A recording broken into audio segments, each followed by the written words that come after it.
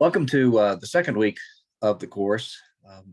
This week we're going to be looking at the old and new world in collision, the old and new worlds in collision. And as a prelude to that, I want to talk about the distinction between the old emphasis in military history on the European and the American experience to the exclusion of the rest of the world, and then the transition that was first made really within the realm of general history, the general survey courses, and then something that military history picked up in terms of shifting from this Eurocentric emphasis to an emphasis on trying to place military history in a global perspective. But before I want to do that, let me talk a little bit about the quizzes from last week. Just about everybody did well with the quizzes, except with one exception. And it's an important exception. When I asked you about the American predilection for using drones to attack targets, and asked whether that was an example of capacity or calculation or culture in terms of the taxonomy that Wayne Lee uses in Waging War, almost everybody missed the idea that it was, in fact, a cultural preference on the United States. You can see this on page 7 of Lee's book, Waging War. It's in the first. It's in the first paragraph at the top, and it talks about. It says each state experiences security challenges in a different way and in a different context, and so strategic cultures vary by community.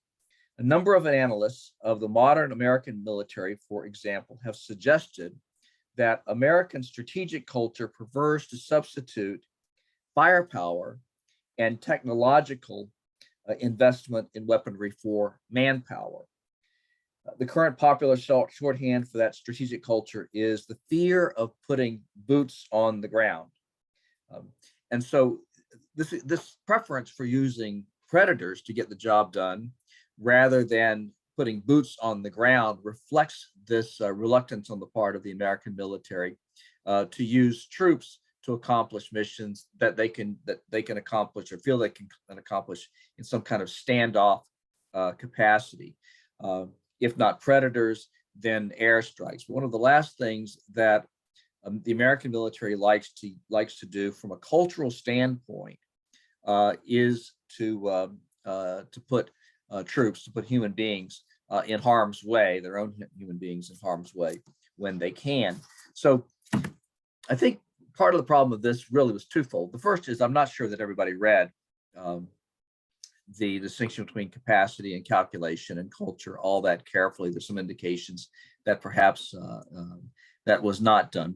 But in either way, there can be a tendency to think of culture as something that we associate with art museums, so sort of high culture and so forth. But culture permeates every aspect of our lives. The way in which right now we are surrounded by a culture that places a tremendous amount of emphasis on electronics, so that you and I are interacting via essentially electrons.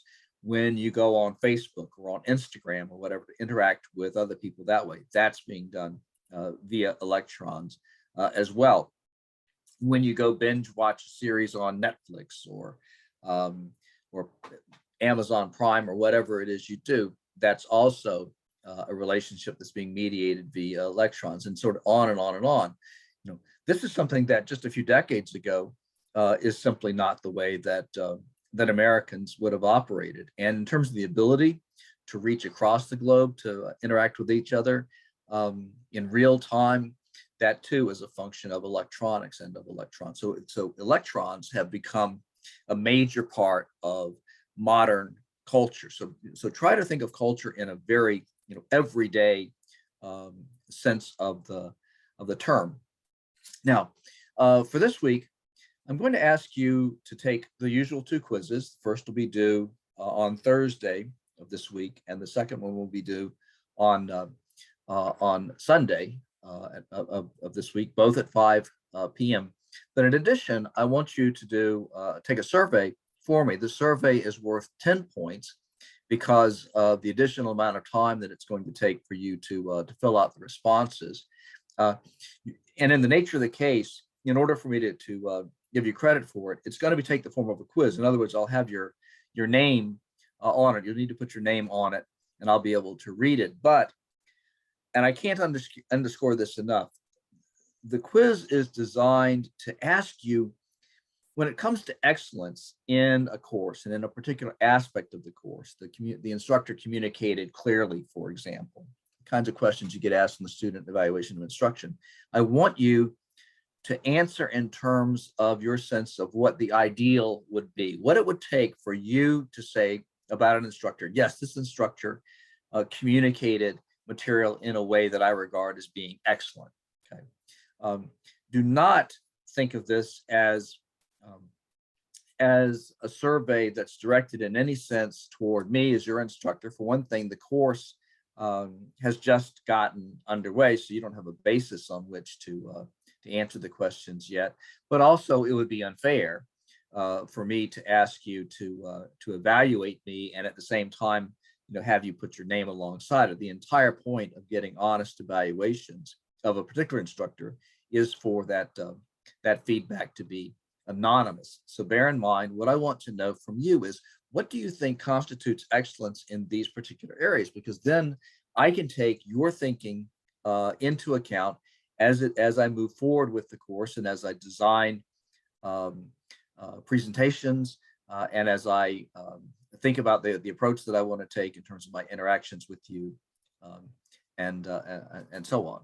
Okay, so with that, I'm going to stop here, and I'm going to wish you a happy and healthy week as you get underway with the course. Things, frankly, aren't so great at my end. My daughter's mother has COVID.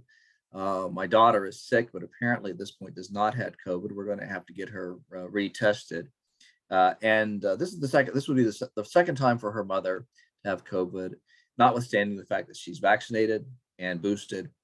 And if my daughter also has COVID, it'll be the second time for her, notwithstanding the fact that she has been vaccinated. So as you might imagine, this is a time of a bit of stress at my end. But I hope that things are going better at your end. Do, by all means, take advantage of your discussion groups and use them as an opportunity to become more closely connected with your fellow students in the group and to use the discussion groups as a source of mutual support as you move through the semester. I think that it will stand you in very good stead. So with that, let me stop here and we'll get started with the presentations for the week.